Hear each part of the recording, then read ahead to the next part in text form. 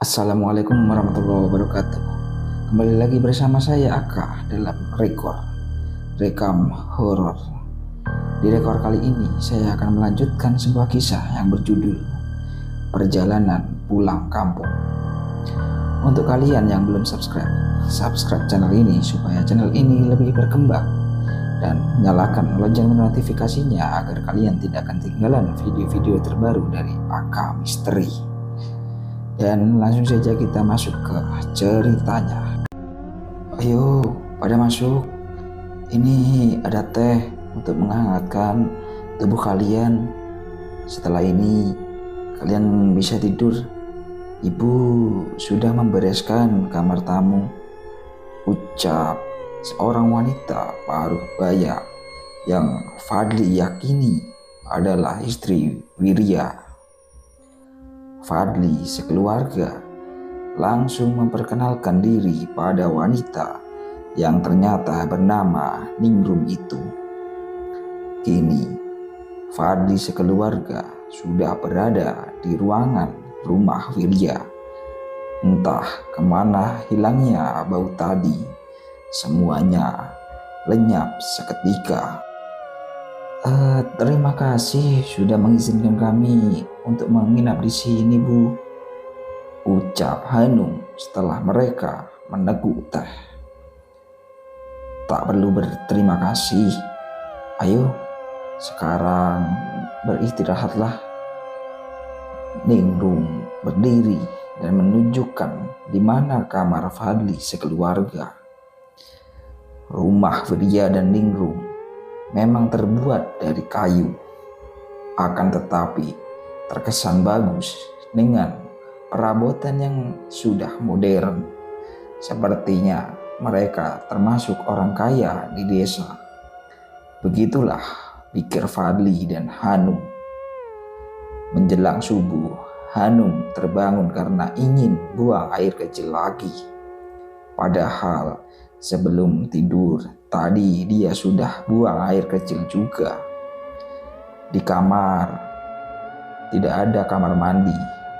Kamar mandi hanya ada satu di dekat dapur. Hanum cukup lega karena kamar mandi berada di dalam rumah. Biasanya yang dia ketahui di rumah panggung itu kamar mandinya ada di luar dan harus menuruni tangga terlebih dahulu. Bu, sudah bangun? Hanum bertanya pada Ningrum yang sedang mencuci piring. Padahal jelas-jelas tadi Hanum melihat jam masih pukul 3:30. Hanum pikir mungkin Ningrum memang sering bangun jam segitu karena ia jualan. Biasanya orang yang jualan memang bangun lebih cepat. Setelah disapa Hanum, Ningrum tidak menjawab sama sekali. Dia masih terus mencuci piring dengan gerakan sangat lambat.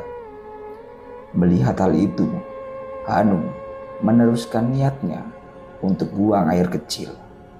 Saat sudah selesai, Hanum tidak melihat Ningrum lagi di dapur. Bahkan tempat cuci piring itu tidak terlihat basah sama sekali. Malah sangat kering, seperti tidak digunakan sejak beberapa jam yang lalu. Aneh, jadi yang aku tadi lihat apa? Masa aku berhalusinasi karena ngantuk? Hanum masih penasaran. Dia membuka lemari piring dan tidak menemukan piring basah juga di sana. Mungkin sudah dilap sampai kering. Tak ingin ambil pusing dengan perihal piring, Hanum berniat kembali ke dalam kamar. Akan tetapi langkahnya terhenti di depan sebuah pintu karena mendengar suara-suara di dalam sana. Apa itu? Tadi Bu Ningrum dan Pak Wirya masuk ke dalam kamar yang itu. Jadi suara apa yang ada di dalam kamar ini? Tanya Hanum penasaran. Apa Bu Ningrum tadi kesini? Hanum melangkah dengan ragu ke depan pintu kamar. Kini di tangannya sudah memegang gagang pintu dan hendak membukanya. Pintu terbuka. Hanum langsung menutup mulut dan hidung karena bau yang tadinya mereka cium saat baru masuk ke rumah itu. Akan tetapi dia belum sempat melihat isi ruangan karena bau itu membuatnya kembali mundur. Astagfirullah, ini bau apa sebenarnya? Apa yang kamu lakukan di sini? Hanum terkejut saat suara Ningrum sudah berada di belakangnya. Dia langsung menutup pintu kembali dan kini sudah menatap ke arah wanita paruh baya itu. Maaf Bu, tapi saya kira ibu yang ada di dalam karena saya mendengar suara-suara dari luar. Tadinya juga saya lihat ibu mencuci piring, makanya saya pikir sedang apa ibu di dalam, ucap Hanum sedang gugup. Dia gugup karena rasa terkejut. Kalaupun aku memang berada di dalam sini, tidak pantas juga kamu membuka pintu kamar orang lain. Tidak sopan, hardik Ningrum. Wajahnya sudah tak ramah lagi. Maafkan saya Bu. Hanum benar-benar merasa menyesal karena terlalu lancang. Tidurlah. Baik Bu. Hanum kembali ke kamar dengan rasa bersalah dan menyesal. Setelah itu, dia tidak bisa tidur lagi hingga pagi. Ada yang aneh di desa itu. Hanum tidak mendengar suara azan sama sekali. Bahkan saat jam menunjukkan pukul 5:30, tak juga ada suara azan yang terdengar. Apa di sini tidak ada masjid? Atau setidaknya musola, padahal rumah warganya cukup banyak, gumam Hanum. Dia bangun dan menyibak tirai jendela. Seketika itu mata Hanum terbelalak dan merasa tak percaya akan apa yang dia lihat. Astagfirullah, ada apa ini? Apa yang terjadi? Hanum langsung terduduk karena terkejut. Dia melihat ada banyak sekali makam di sana. Padahal jelas-jelas semalam Hanum juga melihat keluar jendela dan melihat ada kebun sayuran di tempat itu. Kenapa sekarang malah berubah jadi makam? Malah tidak hanya ada satu, melainkan ada beberapa makam. Karena merasa penasaran, Hanum kembali berdiri dan menyibak tirai. Bisa saja dia salah lihat atau hanya berhalusinasi. Akan tetapi, apa yang Hanum lihat masih tetap saja. Di sana ada banyak sekali makam. Hal aneh lainnya, tempat Hanum berdiri sekarang tak terlihat sedang berada di atas. Padahal jelas-jelas mereka menaiki sebuah rumah panggung saat baru tiba. Kenapa sekarang seolah berdiri di atas tanah yang sama datarnya dengan makam di luar sana? Hanum kembali menutup tirai dan membangunkan Fadli. Dia harus memberitahu suaminya itu. Mas, bangun. Hanum menggoyangkan lengan Fadli hingga pria itu membuka mata. Ada yang aneh Mas. Coba Mas lihat ke jendela itu, ucap Hanum tak sabar. Dia ingin Fadli cepat-cepat bangkit. Apa yang aneh emangnya? Mas, bangun dulu. Ayo cepat kita lihat. Fadli menurut. Dia bangkit sambil mengusap wajah. Lihat apa yang ada di sana, ucap Hanun tak berani melihat ke makam itu lagi. Dia hanya menyibak tirai agar Fadli bisa melihatnya. Ada kebun sayur? Apanya yang aneh emangnya? Tanya Fadli bingung.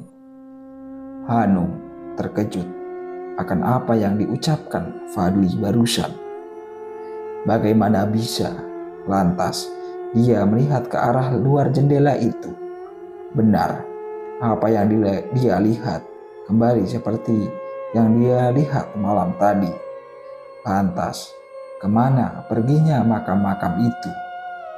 Hanum tak mau dibilang jika dia berhalusinasi.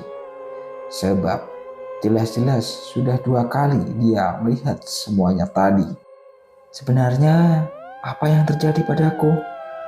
Bagaimana bisa sejak tadi aku mengalami kejadian aneh? Gumam Hanum, tapi masih bisa didengar oleh Fadli. Ada apa? Tanya Fadli penasaran. Kemudian Hanum segera menceritakan apa yang dia alami sejak tadi. Kamu gak lagi berhalusinasi kan? Tanya Fadli setelah istrinya selesai bercerita. Gak mungkin mas, aku gak mungkin hanya berhalusinasi. Aku tidak bohong, ucap Hanum meyakinkan sang suami. Tapi kan kenyataannya sekarang begini. Mungkin kamu terlalu capek atau malah masih kepikiran hal yang semalam. Sudah, jangan dipikirkan lagi. Hari ini kita akan keluar dari sini. Semoga saja nanti ada yang bisa mau mengantarkan kita keluar. Hanum hanya diam. Dia masih belum bisa terima atas apa yang terjadi dengannya. Meski masih gelap, Hanum keluar dari kamar. Dia bermaksud ke dapur dan melihat apakah Ningrum sudah bangun. Sementara Fadli ikut bangun dan ke kamar mandi. Dia akan mengambil wudhu, menunaikan sholat subuh. Semalam dia sholat isya setelah sampai di rumah Wirya. Sementara Hanum tidak sholat semenjak sholat isya tadi malam. Sebelum berangkat, dia memang sudah merasakan kedatangan tamu bulanan, sehingga dia sudah membawa persiapan membalut di dalam tasnya. Kenapa sudah bangun? Kalau memang masih mengantuk, tidur saja lagi. Ibu sedang memasak sarapan. Nanti akan ibu bangunkan kalau sarapannya sudah masak, ucap Ningrum yang sedang sibuk di dapur. Hanum mengernyit. Ini sangat berbeda dengan Ningrum yang tadi. Lagi pula, jelas-jelas tadi Ningrum terlihat kesal karena Hanum sudah berani lancang membuka pintu kamar di rumahnya. Apa ibu sudah tidak marah? Tanya Hanum memberanikan diri. Marah? Marah kenapa? Ningrum terlihat heran. Perihal tadi ibu. Hanum menelisik wajah Ningrum. Wanita paruh baja itu sepertinya memang tidak tahu apa-apa. Tadi kapan? Tanya Ningrum lagi. Hanum menggelengkan kepala. Dia tidak ingin melanjutkan pembicaraan itu lagi. Toh, Ningrum sepertinya tidak tahu apa-apa. Sekarang Hanum mengambil kesimpulan jika yang bertemu dengannya sebelum subuh tadi bukanlah Ningrum yang sebenarnya. Lantas, siapakah wanita itu? Sementara wajah dan semuanya terlihat sama dengan Ningrum. "Ada yang bisa saya bantu, Bu?" tanya Hanum sembari mendekati Ningrum. Dia tidak mungkin tidur kembali, sementara pemilik rumah sudah sibuk di dapur. "Tidak usah, kalian tamu di sini. Ibu saja yang memasak. Lagi pula hanya masak sarapan sederhana saja," tolak Ningrum. "Ah, ya, apa tidak ada masjid atau mushola di sekitar sini? Saya dari tadi tidak mendengar suara azan," tanya Hanum lagi. "Memang tidak ada," jawab Ningrum tanpa menoleh ke arah Hanum. "Kenapa bisa tidak ada ya, Bu? Desa ini cukup besar. Kalau hanya dusun, bisa jadi nggak ada mushola. Tapi ini desa, seharusnya malah ada masjid kan, Bu?" "Ya, tidak tahu," jawab Ningrum lalu memasukkan minyak ke dalam wajan. Sementara Hanum masih belum tahu wanita paruh-baya itu akan memasak apa. Hanum mengabaikan perihal mushola atau masjid. Dia tidak mau terlihat terlalu ikut campur atau malah menghakimi. Takutnya Ningrum malah tidak suka padanya. Sementara Ningrum dan Wirya sudah sangat baik pada mereka. "Bu, apa di belakang rumah ada makam? Soalnya saya tadi melihat ada makam di belakang rumah. Bukan hanya satu, tapi ada banyak makam." Hanum mencoba melepaskan satu persatu rasa penasaran yang ada. Daripada dipendam, lebih baik dia ungkapkan rasa penasaran itu kepada Ningrum. "Makam? Kamu lihat di mana?" tanya Ningrum. Tangannya terlihat lihai mengaduk bawang di dalam wajan. "Dari jendela kamar, Bu. Saat saya menyibak tirainya, saya melihat ada banyak makam di luar.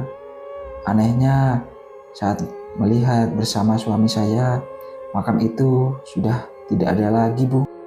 "Ya, karena memang tidak ada. Di belakang itu kan hanya ada kebun sayur. Mana ada makam di sana? Jangankan banyak, satu makam pun tidak ada. Mungkin kamu hanya berhalusinasi karena terlalu lelah. Sekarang mandilah agar kamu bisa segar dan pikiranmu bisa jernih kembali. Sebentar lagi kita sarapan bersama." Hanum menggaruk tengkuk. Dia masih belum bisa mengerti dengan semua penjelasan Ningrum. Sebab apa yang terjadi dan dia alami sangat berbeda dengan apa yang Ningrum jelaskan. Lantas Hanum harus mempercayai yang mana? Hanum akhirnya berlalu dari dapur dan kembali ke kamar yang semalam dia tempati. Dia mengikuti ucapan Ningrum untuk segera mandi agar bisa lebih menenangkan diri. Mungkin benar dirinya terlalu lelah dan juga kepikiran akan apa yang terjadi malam tadi. "Di mana Melia dan Aryan?" gumam Hanum saat sampai di kamar, tapi tidak menemukan kedua anaknya lagi, dan hanya ada Fadli yang sedang sholat. Padahal dia belum lama berada di luar, dan tadi kedua anaknya masih terlelap.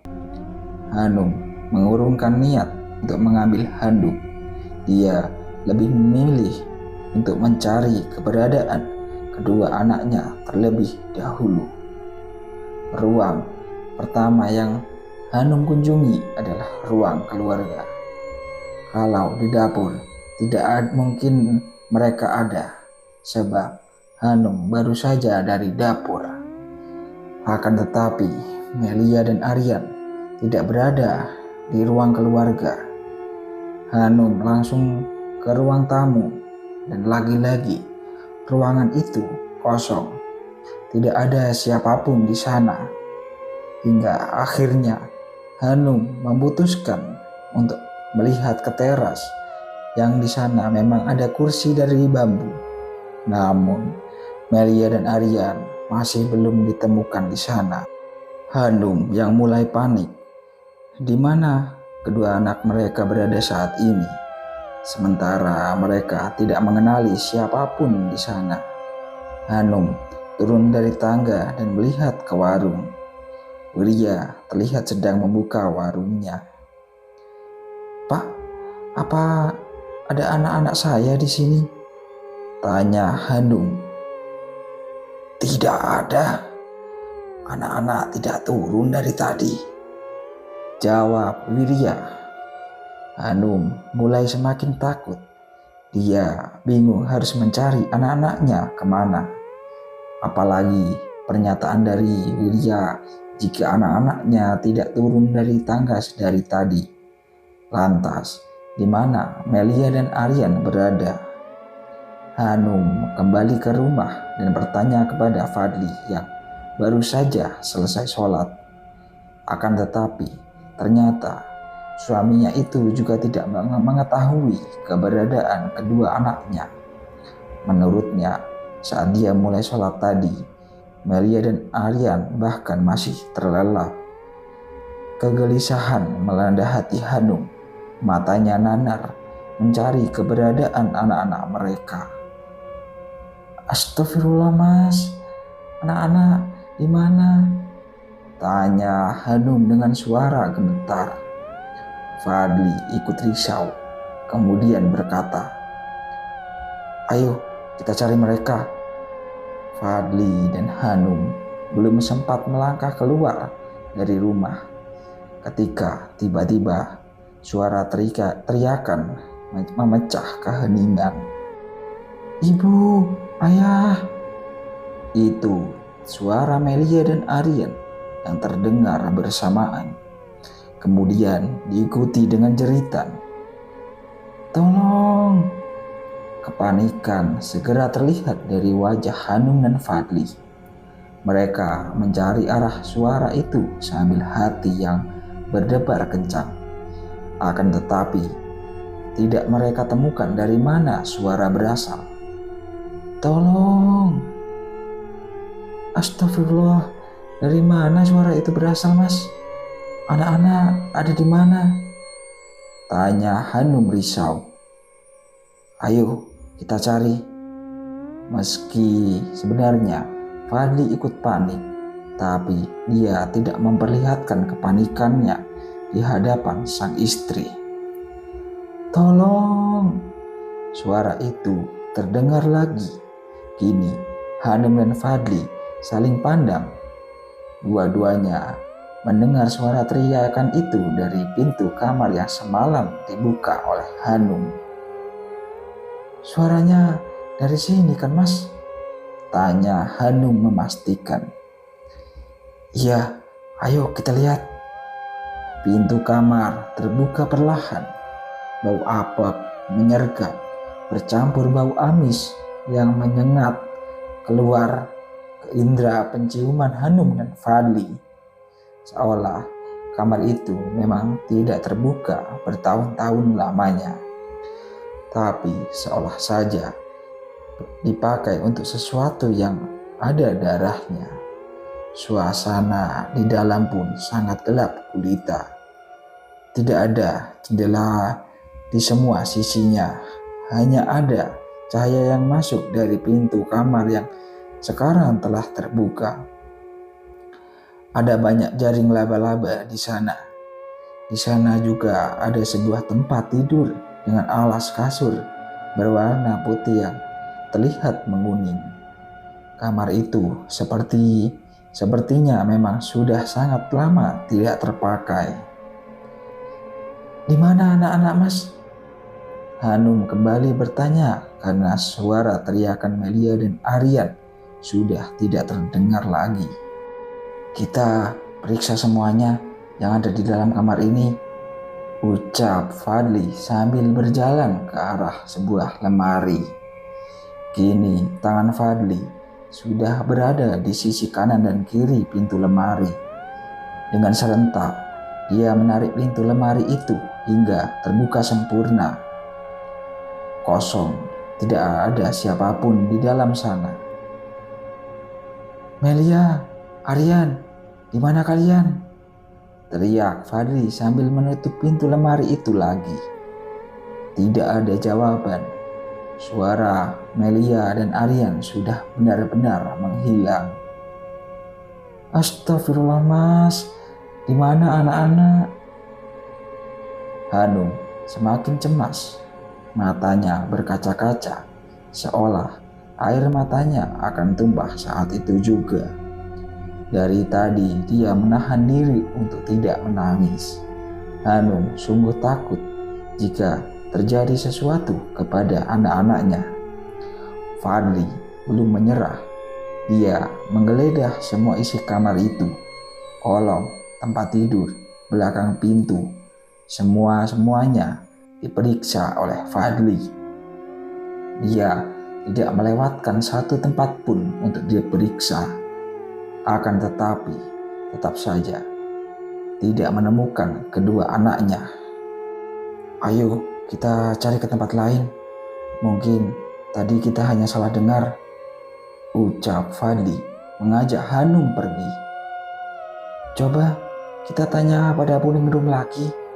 Barangkali beliau melihat anak-anak, atau mungkin tadi sempat ke kamar mandi," usul Hanum. Fadli setuju dan mereka kembali ke dapur. Namun Ningrum tidak ada di sana. "Kemana Bu Ningrum?" Hanum melihat kamar mandi yang terbuka, tetapi tidak ada siapa-siapa di sana. Sehingga dia menutup pintu kamar mandi dan cepat kembali mencari keberadaan Ningrum. "Apa sedang di warung?" tanya Fadli. "Ayo kita lihat, Mas." Fadli dan Hanum turun lewat tangga. Mereka langsung menuju ke warung Wirya. Akan tetapi bukan hanya Ningrum yang tidak ada di sana. Bahkan Wirya pun tidak ada di warung itu. "Kemana perginya semua orang?" tanya Hanum yang semakin panik. Fadli tetap diam. Isi benaknya sangat berkecamuk saat ini. Dia menduga-duga apa yang sebenarnya terjadi dan mengira-ngira kemana semua orang pergi. Akan tetapi tetap tidak dia temukan jawaban yang pasti. "Bu Ningrum, Pak Wirya!" Hanum berteriak memanggil pemilik rumah. Walaupun tidak ada jawaban, tapi Hanum tetap memanggil hingga beberapa kali. Sampai akhirnya Fadli melarang Hanum untuk berteriak kembali.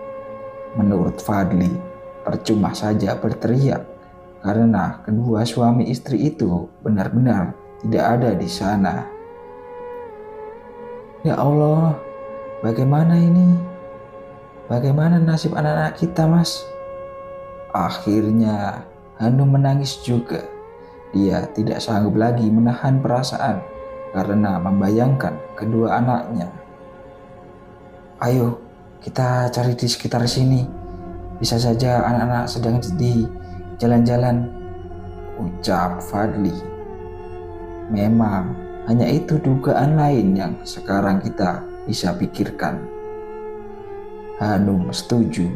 Akhirnya sepasang suami istri itu berjalan menyusuri jalanan kampung untuk mencari keberadaan Melia dan Aryan sambil meneriakkan nama keduanya. "Kok gak ada satupun warga yang kelihatan ya, Mas?" Pintu mereka juga pada tertutup semua. Ini kenapa hari jadi semakin gelap? Hanum melihat sekeliling, lalu melihat langit yang perlahan semakin ditutupi oleh awan hitam. Bukan hanya awan hitam, tapi lama-kelamaan suasana berubah menjadi kelam seperti malam. Iya ya, loh ini sudah gelap sekali. Ini sudah seperti malam lagi.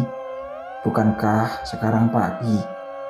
Fadli ikut heran dan juga melihat ke sekitar. Nggak kelihatan apa-apa lagi ya mas?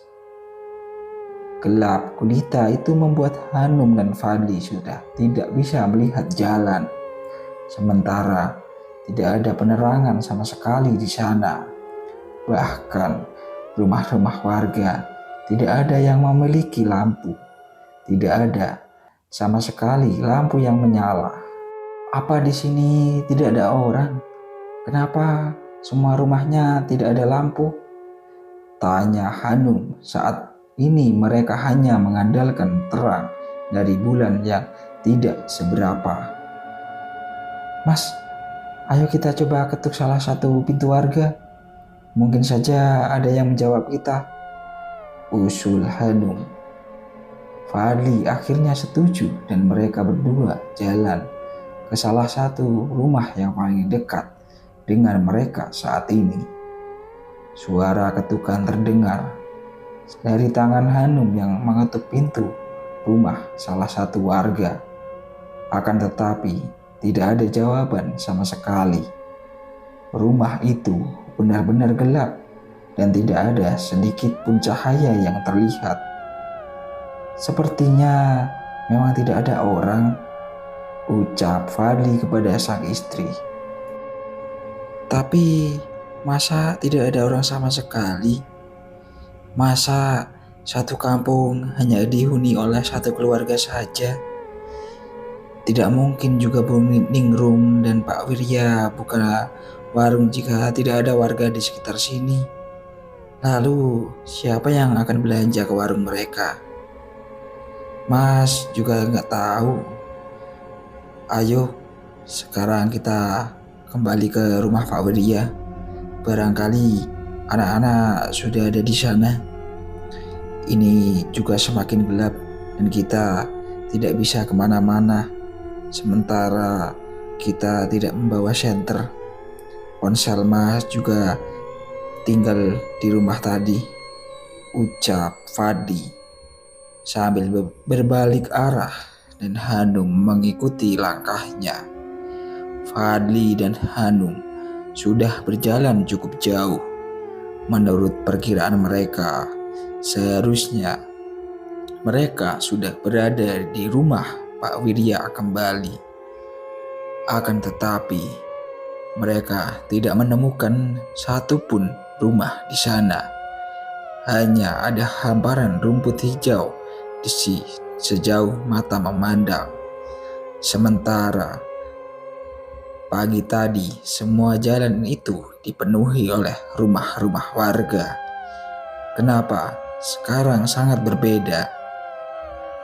Apa kita tersesat lagi, Mas?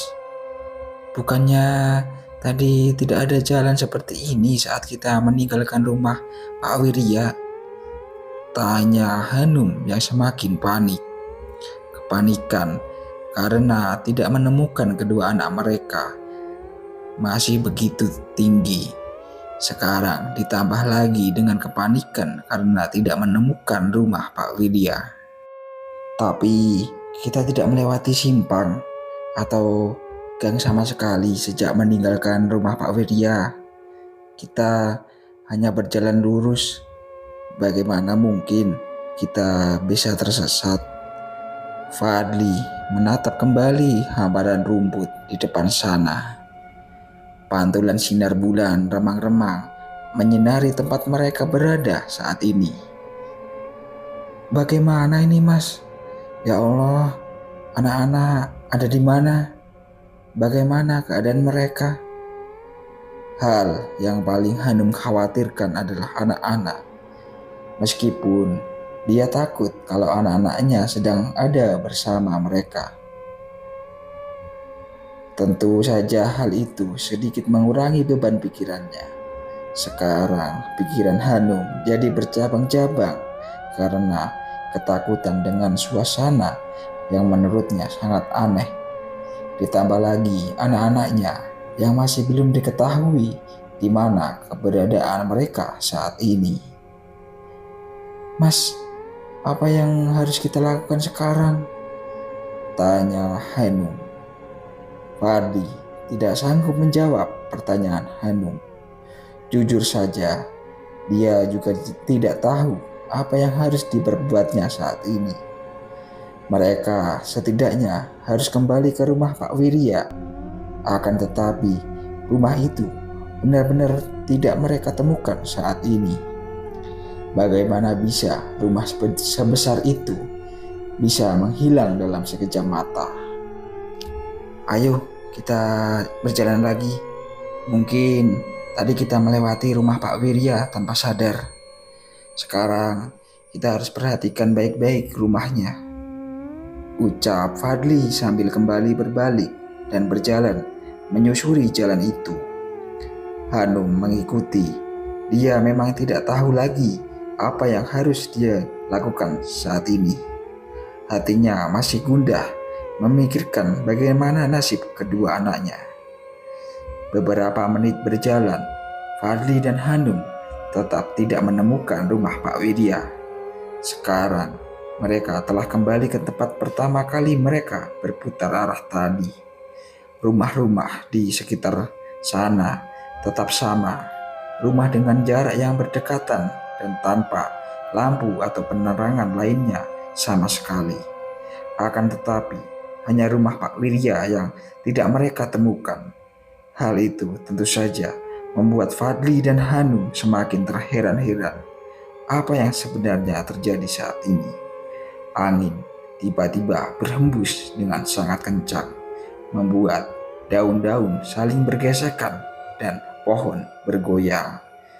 Desau membuat suasana semakin mencekam dan Hanum memegang erat lengan Fadli karena merasa ketakutan. "Sekarang apa lagi ini, Mas?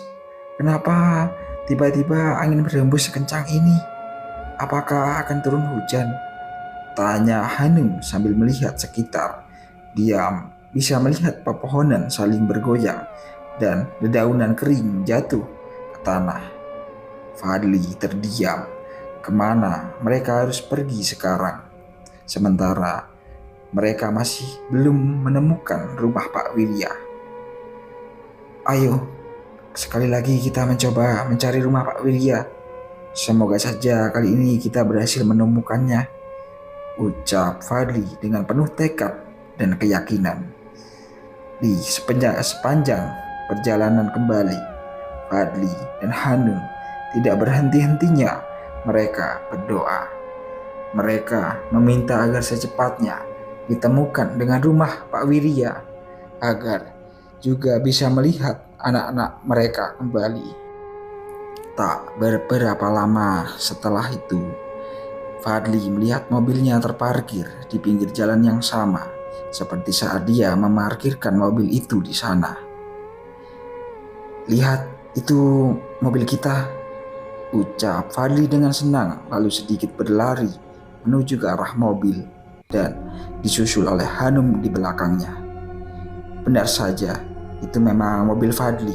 Akan tetapi, hal yang tidak terduga selanjutnya kembali terjadi.